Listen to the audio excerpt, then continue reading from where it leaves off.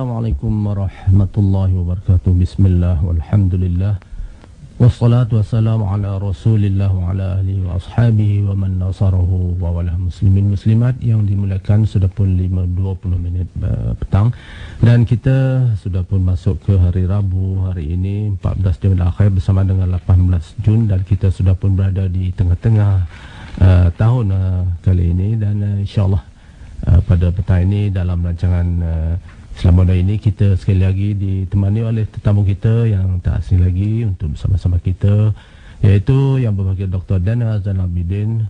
Assalamualaikum Doktor. Waalaikumsalam warahmatullahi wabarakatuh. Ya. Dan pada petang ini muslimin muslimat, Doktor telah akan memperkatakan satu tajuk, iaitu kiamat belum begitu hampir, gitu Doktor ya? Ya. Kiamat begitu hampir dan kita sudah pasti ingin tahu betulkah akan hampir, dan kita persilakan Doktor untuk memberi mukadimah dan meneruskan ataupun menghuraikan dengan lebih lanjut lagi tentang kiamat ini. Dan kita seperti biasa juga akan melayani panggilan-panggilan daripada pendengar senat sila dari kedatangan kita 2264-244. Jangan sekarang, tunggu dulu daripada kita dengar apa yang akan dikatakan oleh yang berbahagia tetamu kita yang berbahagia Dr. Dana Zainal Abidin. Sila. Ya, terima kasih Tuan Aku. Assalamualaikum warahmatullahi wabarakatuh. Tuan-tuan dan puan-puan yang dimuliakan, memang sebenarnya kiamat begitu hampir. Selepas kewafatan Nabi Muhammad sallallahu alaihi wasallam, tidak ada rasul lagi, tidak ada nabi lagi diutuskan selepas baginda. Dan ia pertanda bahawa dunia ini telah sampai ke penghujung zamannya dengan kewafatan Rasul akhir zaman Nabi Muhammad sallallahu alaihi wasallam. Dan kita mengetahui kiamat ini bukan dengan tarikh kedatangannya, bukan, tetapi dengan tanda-tandanya. Sebagaimana yang disabdakan Nabi sallallahu alaihi wasallam, yang boleh kita rumuskan sebagai kiamat itu ada tanda-tandanya, iaitu tanda-tanda kecil dan tanda-tanda besar. Dan tanda-tanda kecil itu begitu banyak, ataupun boleh kita istilahkan dalam bahasa Inggeris sebagai the minor signs of kiamah. Antaranya ialah Nabi mengatakan perbuatan zina akan berleluasa, mengikut yang diriwayatkan oleh Bukhari dan Muslim. Dan sekarang memang ia telah menjadi kenyataan. Betul.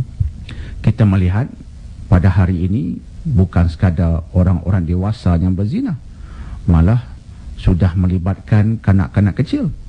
Kanak-kanak dan anak-anak kecil dijual untuk menjadi pelacur di saat mereka itu belum lagi sampai umur belasan tahun. Ini sedang berlaku di banyak tempat di dunia sekarang. Jadi zina berleluasa. Kemudian Nabi SAW dalam sabda yang lain mengatakan antara tanda-tanda kiamat ialah terangkat ilmu dan berleluasa kejahilan. Juga diriwayatkan oleh Bukhari dan Muslim. Dan ini juga saya yakin merupakan suatu yang jelas berlaku di hadapan mata kita. Malah di Malaysia ini pun kita melihat ia adalah merupakan suatu gejala yang sedang melanda kita. Dan saya telah memuatkan dalam buku saya, Tuan Haji, buku Minda Muslim Super, tentang keputusan PMR bagi tahun 1995.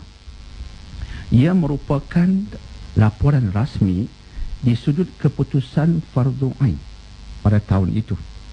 Dilaporkan 6,779 pelajar gagal dalam mata pelajaran Fardhu Ain. 6,000 lebih gagal. 616 gagal dalam aspek mengucap dua kalimah syahadah.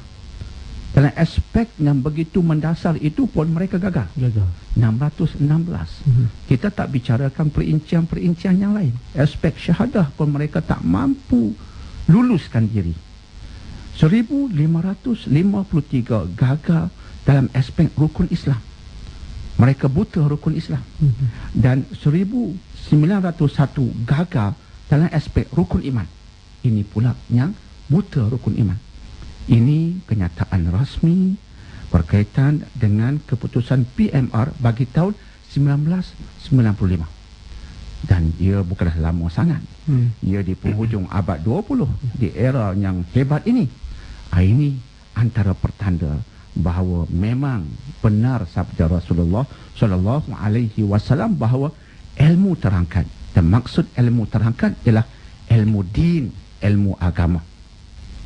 Dalam hadis yang lain yang juga diriwayatkan oleh Bukhari dan Muslim, Nabi bersabda yang bermaksud antara tanda kiamat ialah minuman arak berleluasa. Ini juga sedang melanda dunia sekarang. Malah ada pakar-pakar sains yang membuat kajian, kononnya mengatakan bahawa meminum arak jenis wine 1-2 gelas setiap hari adalah bagus untuk jantung. A glass or 2 of wine per day is good for your heart, kata mereka. Dan akhirnya orang pun mengatakan, lihat, arak sebenarnya ada baiknya.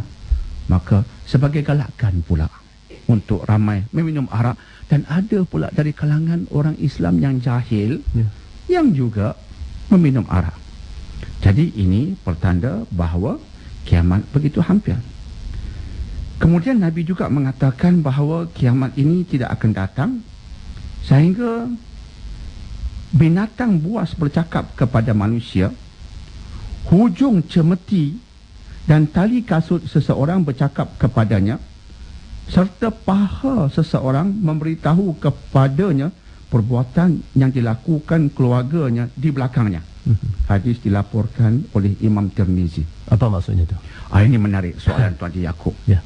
Baru ini saya menyampaikan ceramah di JB kepada penggerak-penggerak dakwah di sana. Dan saya mengatakan kiamat begitu hampir dan saya lontarkan hadis ini. Dan timbul persoalan. Apa maksudnya? Maksudnya ialah bila kita menghampiri kiamat, teknologi begitu canggih. Ada yang mengatakan binatang buas bercakap ini, Allahu alam, kita cuma cuba hendak memahami hadis itu mengikut apa yang kita lihat, yang kita rasa munasabah. Ini konsep yang saya ambil dari Syekh Hamkah dalam kitab Tafsir Al-Azhar ketika membincangkan tentang kiamat dan tanda-tanda. Itu pendekatan beliau. Asalkan apa yang kita lihat dalam hadis itu ada pertanda-pertandanya bahawa ia wujud sekarang dan ada munasabahnya di sudut perkaitannya, maka kita boleh berikan suatu iktibar berkaitan dengannya. Ada yang mengatakan ia mungkin robot. Binatang bercakap ini robot, dan robot kadang-kadang boleh mengganas jika diberikan arahan seperti itu. Maka itu satu tafsiran, dan munasabah tu ada. Ujung cemeti bercakap ini bahasa teknologi. Ujung cemeti ini macam tali-tali kecil yang akhirnya menyampaikan maklumat kepada kita. Jadi teknologi sekarang dengan menggunakan telefonnya, yang menggunakan alat-alat telefon bimbit itu, dia di hujung cemeti ada antenanya. Hujung cemeti itu memberi maklumat kepada kita, seolah-olah bercakap kepada kita. Dan tali kasut bercakap. Tali kasut bercakap ini baru-baru ini saya menemui sebuah syarikat yang menjual satu barangan. Barangan itu ialah barangan yang pelik, itu tali kasut, dan tajuk pengiklanannya berbunyi seperti ini, iaitu